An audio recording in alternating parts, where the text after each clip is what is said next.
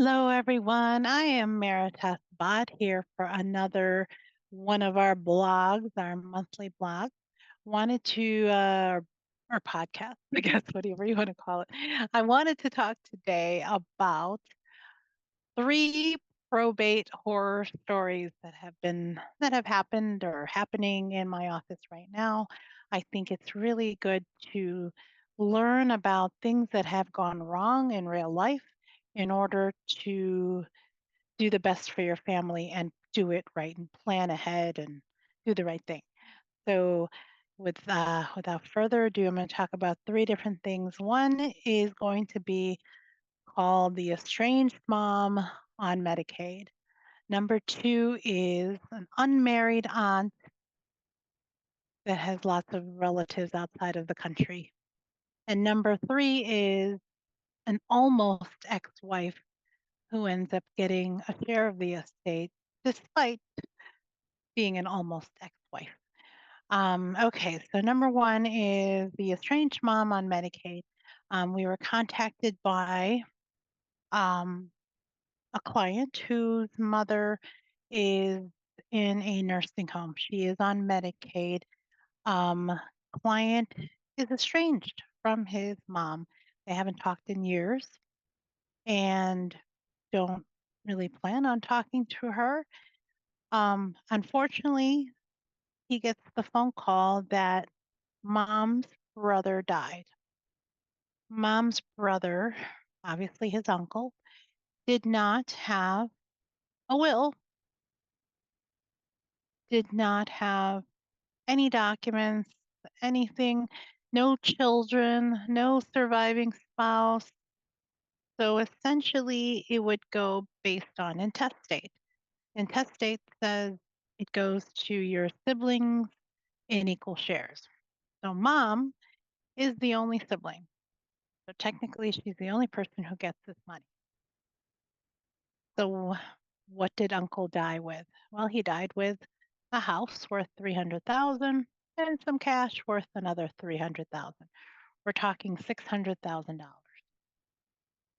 A lot of money. So my client really doesn't want to talk to his mom, and his mom is really incapacitated. She's on Medicaid. She's in nursing home. We don't really know much about her financial life or who's taking care of those things. Um, but unfortunately, we have to open the estate for uncle.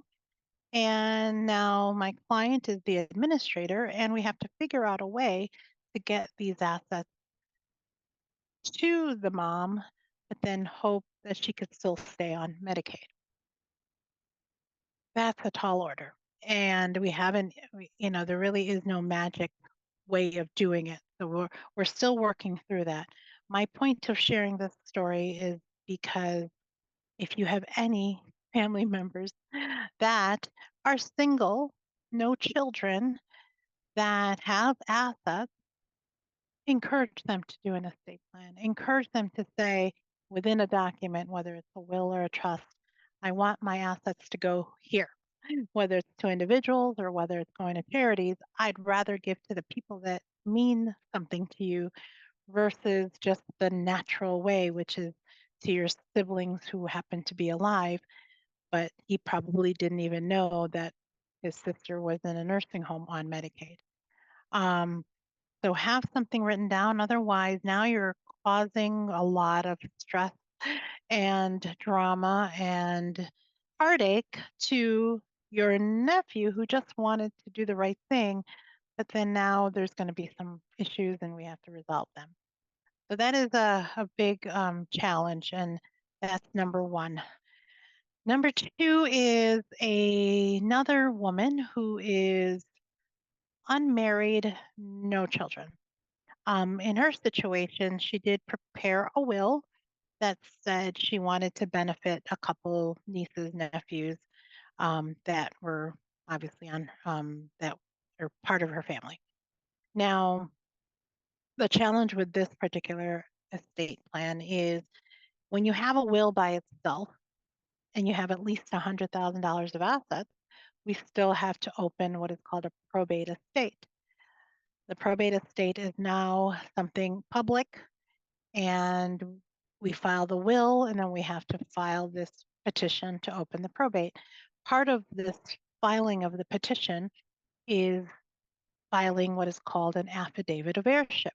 We have to tell the judge who was this woman naturally related to.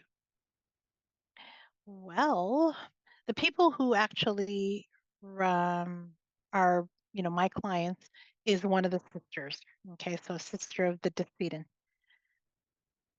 They had 9 brothers and sisters, and they're all over the place. So several of them are in the Philippines and they've lost touch with them and they don't even know where they live and how many kids there are and whether there's even anybody alive that would be related to this decedent. And because of that, we have to write it in the affidavit. These are all the people we know of. These are the people we don't know of. We would always just put address unknown or whereabouts unknown. Or if we do know where they are, we have to send notice formally in order for the estate to be opened. So even though this woman did create a will, which is good, it was not a good thing to just have a will by itself because now we had to send notice and we have to make sure these people know about this estate.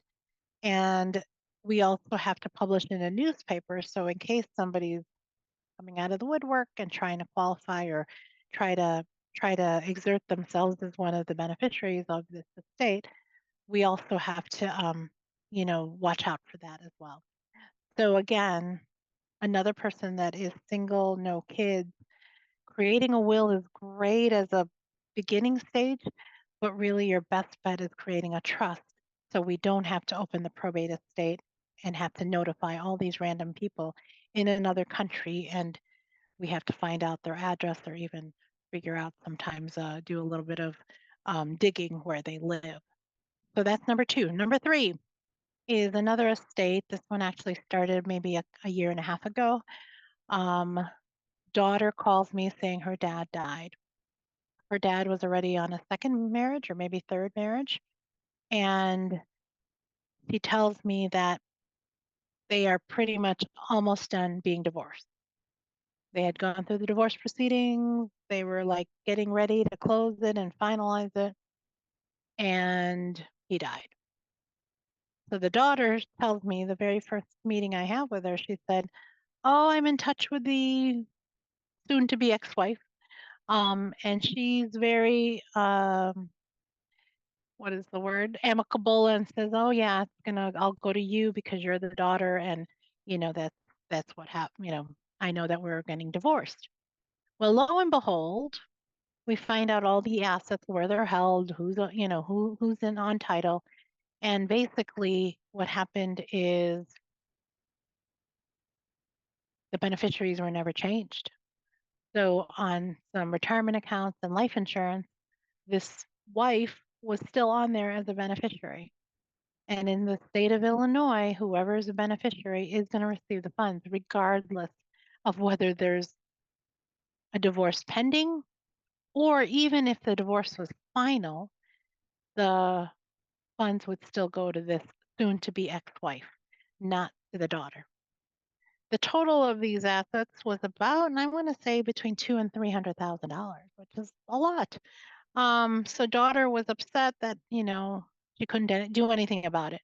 We open the probate estate, we find out that there's a house, but highly mortgaged, and the actual equity is not even enough.